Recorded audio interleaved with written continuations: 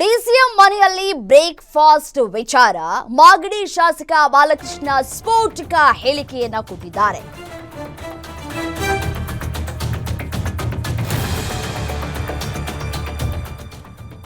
DCM DK Shivakumar ಅವರ ಮನೆಯಲ್ಲಿ CM ಸಿದ್ದರಾಮಯ್ಯನವರು ಬ್ರೇಕ್ಫಾಸ್ಟ್ಗೆ ಹೋಗಿದ್ರು. ಈ ವಿಚಾರಕ್ಕೆ ಸಂಬಂಧಪಟ್ಟಂತೆ ಮಾಗಡಿ ಶಾಸಕ ಬಾಲಕೃಷ್ಣ ಸ್ಫೋಟಕ ಹೇಳಿಕೆಯನ್ನ ಕೊಟ್ಟಿದ್ದಾರೆ.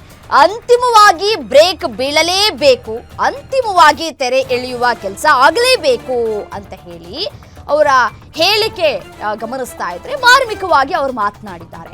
ಒಟ್ನಲ್ಲಿ ಕೆಲವೇ ದಿನಗಳಲ್ಲಿ ನನಗೆ ಫುಲ್ ಮೀಲ್ಸ್ ಸಿಗಲಿದೆ, ನಮ್ಮ ಸ್ಟ್ಯಾಂಡ್ ನಾವು ಹೇಳಿದ್ದೇವೆ ಅಂತ ಹೇಳಿ ಬಾಲಕೃಷ್ಣ ಅವರು ಹೇಳ್ತಾ ಇದ್ದಾರೆ. ಅಲ್ಲಿಗೆ ಹೈಕಮಾಂಡ್ ನಾಯಕರು ಒಪ್ಪಿಗೆ ಸೂಚಿಸುವಂತಹ ಲಕ್ಷಣಗಳು ಕಾಣಸಿಗ್ತಾ ಇದೆಯಾ ಅಂತ ಹೇಳಿ ಇವರ ಹೇಳಿಕೆಯ ಆಧಾರದ ಮೇಲೆ ನಾವು ಗಮನಿಸ್ತಾ ಹೋಗೋದಾದ್ರೆ, ಪುನಃ ನೀವು ಯಾರ್ಯಾರು ಬ್ರೇಕ್ಫಾಸ್ಟ್ ಮಾಡಿದ್ರು ಅವ್ರನ್ನ ಕೇಳಬೇಕು, ನಮ್ಮನ್ನ ಕೇಳಿದ್ರೆ ನೀವು ಅವರು ಯಾರ್ಯಾರು ಟಿಫನ್ ತಿನ್ಸಿದ್ರು, ಯಾರ್ಯಾರು ಟಿಫನ್ ತಿನ್ನಕ್ಕೆ ಹೋಗಿದ್ರು ಅವ್ರನ್ನ ಕೇಳಿದ್ರೆ ಈ ಸಮಸ್ಯೆ ಬಗೆಹರಿತದಪ್ಪ. ನೀವು ನಮ್ಮನ್ನ ಕೇಳಿದ್ರೆ ನಾವೇನು ಮಾಡೋಣ?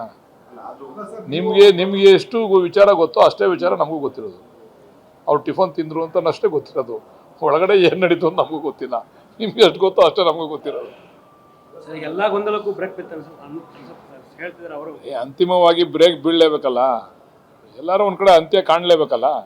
ಬಹುಶಃ ಬ್ರೇಕನ್ನು ಹೈಕಮಾಂಡ್ ಮಾಡ್ತಾರೆ. ಹೈಕಮಾಂಡ್ ಶಕ್ತಿಯುತವಾಗಿದೆ, ಕಾಂಗ್ರೆಸ್ ಹೈಕಮಾಂಡ್ ಕೇಂದ್ರದಲ್ಲಿ ಶಕ್ತಿಯುತವಾಗಿದೆ. ಬಹುಶಃ ಎಲ್ಲದಕ್ಕೂ ಕೂಡ ತೆರೆ ಎಳಿತಾರೆ ಅಂತಕ್ಕಂಥ ವಿಶ್ವಾಸ ಇದೆ. ಡಿಕೆ ಶಿವಕುಮಾರ್ ಸಿಎಂ ಆಗಬೇಕಂತ ಸಾಕಷ್ಟು ಬಾರಿ ತಾವು ಹೇಳ್ತಾ ಇದ್ರಿ, ಈಗಲೂ ಅದೇ ಸ್ಟ್ಯಾಂಡ್ ಇದೆ ತಮ್ಮದು. ಈಗೂ ಬಹಿರಂಗವಾಗಿ ಒಟ್ಟಿನಲ್ಲಿ ನನಗೆ ಫುಲ್ ಮೀಲ್ಸ್ ಕೊಡ್ಸಕ್ಕೆ ಹೊಂಟಿದ್ದೀರಾ ನೀವು, ನನ್ನ ಸ್ಟೇಟ್ಮೆಂಟ್ ಕೊಡಿಸಿ.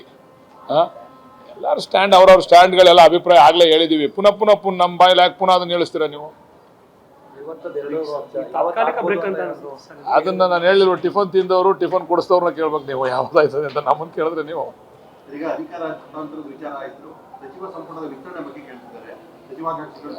ನಾವು ಸೀನಿಯರ್ ಇದ್ದೀವಿ. ನಾವು ಹಿಂದೆ ಸಿದ್ದರಾಮಯ್ಯವ್ರ ಜೊತೆನೇ ರಾಜಕಾರಣ ಮಾಡ್ಕೊಂಡು ಬಂದಂಥದ್ದು. ನಮಗೂ ಒಂದು ಅವಕಾಶ ಮಾಡಿಕೊಡಿ ಅಂತೇಳಿ ನ್ಯಾಚುರಲ್ ಆಗಿ ನಾನು 5 ಸರಿ ಶಾಸಕನಾಗಿ ಆಯ್ಕೆ ಆಗಿದ್ದೇನೆ. ಅದಕ್ಕೆ ಒಂದು ಅವಕಾಶ ನನಗೂ ಕೂಡ ಮಾಡಿಕೊಡಿ ಅಂತಕ್ಕಂಥ ಮನವಿಯನ್ನು ನಾನು ಕೂಡ ಇಟ್ಟಿದ್ದೇನೆ.